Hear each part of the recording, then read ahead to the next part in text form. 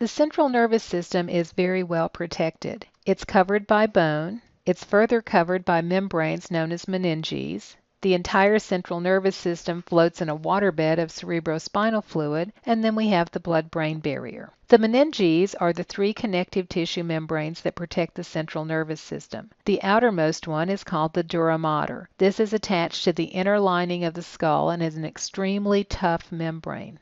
The arachnoid mater is the middle layer. It gets its name because it has sort of a spiderwebby appearance. There's a lot of space between the dura mater and the pia mater, the layer that sits directly on the surface of the brain. This is a very delicate membrane sitting directly on top of the brain tissue. So here we see the meninges, the pia mater, the innermost membrane, tightly adhered to the brain tissue itself, and this will also extend down the spinal cord. Then we have this area where there's a lot of little webby attachments. This is the arachnoid mater. There's space here. And then the dura mater is a covering of the brain that's also attached to the bone of the skull. The cerebrospinal fluid is a very watery fluid that's somewhat similar to blood plasma. It has nutrients in it, but no cells. This forms a cushion, and it's continuously circulating throughout the interior of the central nervous system as well as around the brain and the spinal cord on the outside. It's found in what's called the subarachnoid space. This is the area between the arachnoid mater and the pia mater, and it's found in the ventricles as well, the hollow spaces in the brain. Changes in the composition of the cerebrospinal fluid may signal things like meningitis, some sort of infection. The ventricles are the hollow spaces in the brain. There are two lateral ventricles. They're the hollow spaces of the cerebrum.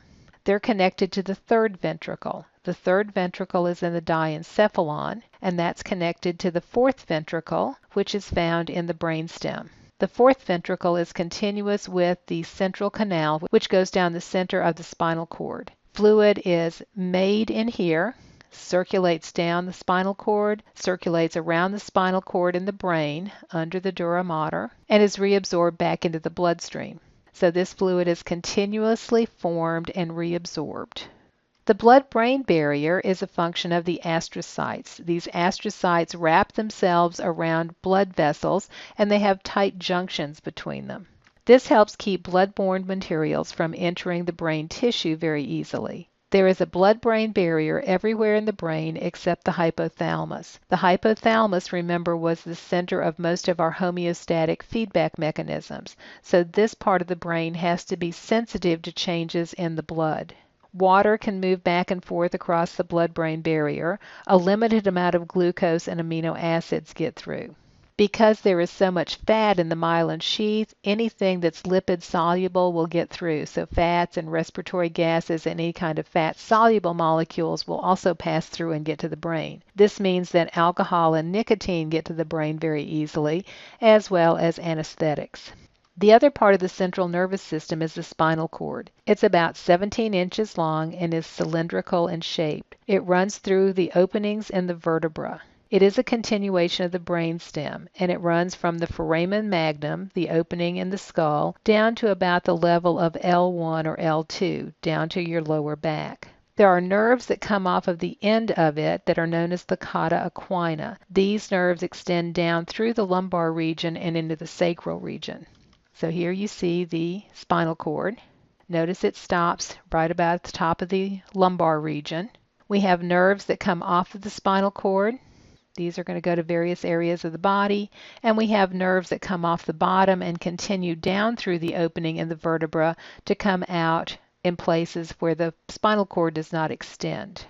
The peripheral nervous system are the spinal and the cranial nerves. A nerve is simply a bundle of axons that is outside the central nervous system. Like the muscle, there are a lot of connective tissue coverings. Each individual nerve fiber or axon is covered by a connective tissue covering known as the endoneurium.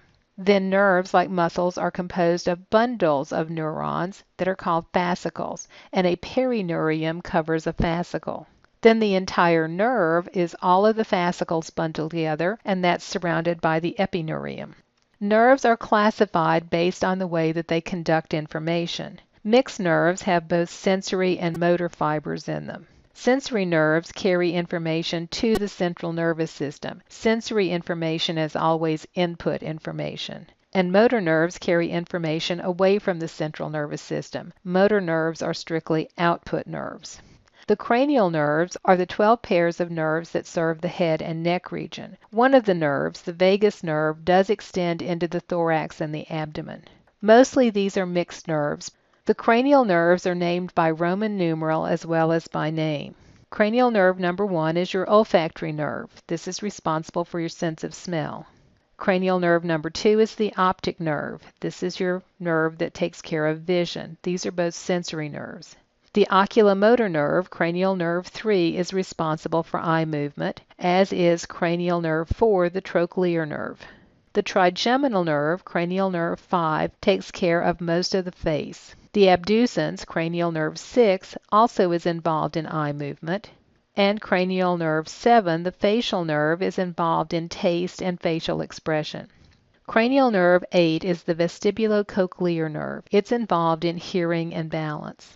Cranial nerve 9 is the glossopharyngeal nerve. This takes care of the throat, swallowing, and saliva production. Cranial nerve 10, the vagus nerve. This is the one that leaves the head and neck and goes to the abdominal organs and to the thoracic organs, to the heart. So it can do things like take care of peristalsis and heart rate, but it also helps monitor swallowing and voice. Cranial nerve 11 is the accessory nerve. This goes to shoulder muscles and is involved in helping you turn your head. And cranial nerve 12 is the hypoglossal nerve. This is the one that controls tongue movement. The spinal nerves are the other nerves of the peripheral nervous system. These are the ones that come directly from the spinal cord. There are 31 pairs of spinal nerves, and all of these are mixed nerves, both sensory and motor. The sciatic nerve is the longest nerve in your body. It comes from the base of your spinal cord and runs all the way down your leg, all the way down to the bottom of your foot.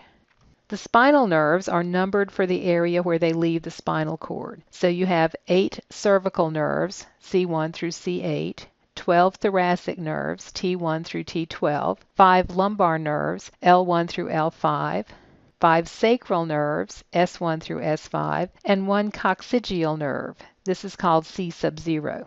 Now some of these are reorganized into braided sections that are called plexuses. Here you see the lumbar and sacral plexuses. The nerves come off the spinal cord, but then intermingle with each other, and we have named nerves that come out of a plexus. That's why we had the sciatic nerve, a named nerve. We have plexuses for the leg, and we have plexuses for the arm. The motor division of the peripheral nervous system is divided into the somatic and the autonomic nervous system. The somatic nerves are the ones that go to your skeletal muscle. The somatic nerves are part of your conscious nervous system. But the autonomic nervous system is part of your automatic motor division. This is going to regulate cardiac function, smooth muscle, and glandular function. It's the fine-tuning by this system that keeps your body in homeostasis without you knowing what's going on. Your pupils dilate if you need more light to your eyes, your arteries constrict to regulate blood pressure, your heart rate increases or decreases depending upon demands by the body, and so forth. The autonomic nervous system is divided into 2 divisions. There is the sympathetic nervous system. This is active during exercise and strong emotions. This is sometimes called your E system. This is your fight or flight system. Whenever you are placed under some stress, your heart rate increases, your blood vessels constrict, digestion slows down, you're more likely to sweat, and your adrenal gland function increases. The adrenal gland releases epinephrine to the bloodstream. Epinephrine is the neurotransmitter of the sympathetic nervous system.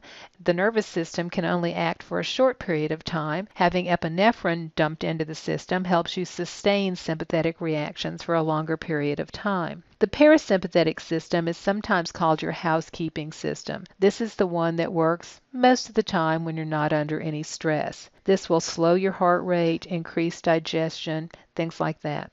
Most of them control the same organs, but with opposite effects. The sympathetic nervous system causes heart rate to speed up. The parasympathetic system causes it to slow down. As we look at the differences between the sympathetic and parasympathetic nervous system, as well as the somatic nervous system, you will see that the somatic nervous system releases the neurotransmitter acetylcholine, and goes only to skeletal muscle. The autonomic nervous system, the sympathetic and parasympathetic division, actually has two neurons, one going to a neuron that actually goes to the effector. And the effectors are going to be smooth muscle, glands, and your cardiac muscle. They release different neurotransmitters. The parasympathetic system will release only acetylcholine like the somatic nervous system. But the sympathetic system releases acetylcholine and norepinephrine. Norepinephrine is what is released to these effectors, and that's what has the effect on them that it has. Reflexes are simply rapid, predictable, and involuntary responses to certain situations. They occur through reflex arcs or reflex pathways. They involve both the central nervous system and the peripheral nervous system. Reflex tests can be done to evaluate the condition of the nervous system. There are two different types of reflexes, somatic reflexes and autonomic reflexes. Somatic reflexes involve skeletal muscle. This is things like you pull your hand away from a hot stove, or you throw your hands out to balance if you trip over something. Autonomic reflexes involve smooth muscle, your heart, or your glands. You secrete saliva when you see food. Your eye pupil size will change depending on the amount of light in the area. Your heart rate will increase or decrease depending upon certain conditions. There are 5 parts to a reflex arc. First, you need a sensory receptor, something that picks up the stimulus. A sensory neuron will then connect the receptor to an integration center, usually in the central nervous system, either the spinal cord or the brain. The integration center has synapses in the central nervous system, communicates within the central nervous system, and will tell a motor neuron to take information to an effector organ. The effector organ is going to be the muscle or the gland that is stimulated to react to the stimulus. Some of the homeostatic imbalances of the nervous system include anencephaly or microcephaly. Here the cerebrum fails to develop. These individuals can't hear, see, or process sensory input. We're seeing microcephaly occurring now with the Zika virus. Spina bifida occurs if there is an incomplete vertebra formation. This will allow the meninges around the spinal cord and the nerve roots to protrude out of the spinal cord area. Below this protrusion, there may be paralysis of the lower limbs. And hydrocephalus occurs if there is an accumulation of cerebrospinal fluid in and around the brain. This is usually because of an overproduction of cerebrospinal fluid. This fluid would put pressure on the brain and cause brain damage. This is treated in children by putting in a shunt, a little tube that will drain some of the fluid into the peritoneal cavity.